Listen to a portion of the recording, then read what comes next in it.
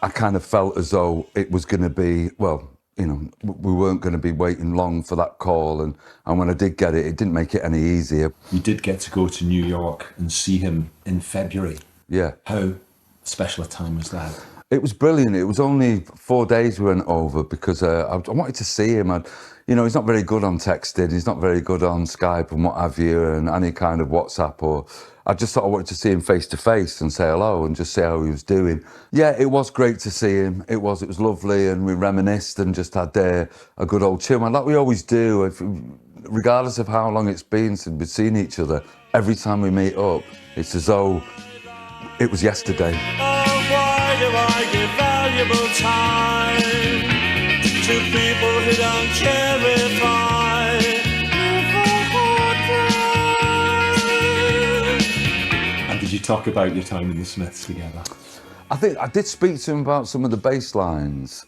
So yeah, I suppose I did. But I think we were talking, because I don't think Andy realised just how good a bass player he was.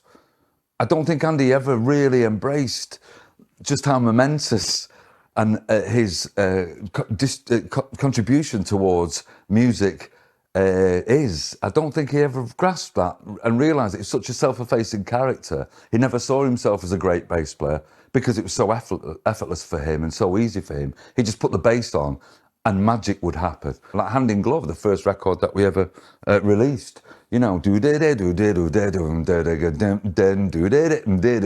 what is he doing? That's not a bass line. Bass players are supposed to just pedal along with a bass guitar, you know, kind of on the one string.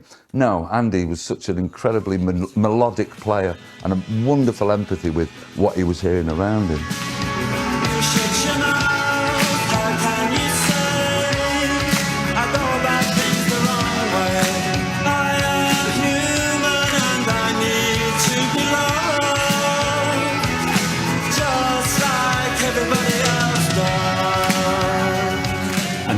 Were the rhythm section together, but very contrasting styles. Very much so, yeah. I came from a punk background and Andy was funk, really, and a bit of Neil Young thrown into the mix. And he was a lot more professional than I was. And I mean, I think I felt like he carried me a lot of the time. Any drummer's going to sound great with Andy playing bass. You know, I mean, I was staying, you know, like I said, rooming with him and having breakfast, got to bed at night, and every day we were together. And not once did we ever kind of have a bad word to say to each other, you know, and which takes some doing, really. And so, regardless of who he played with, they were all going to be, you know, because he was a great entertainer as well. And, you know, this is regardless of his bass playing, just as a person, very lucky to have, you know, had him around.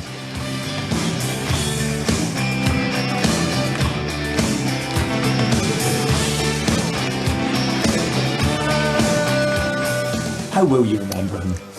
Remember Andy as a great person, you know, regardless of the bass lines, to be able to do what he did and that amount of pleasure that he gave to people, that is such an accolade to be able to do that. We had such a great time together and such a wonderful, you know, every time he used to come in the room, he used to light the room up. Everybody loved Andy, everybody.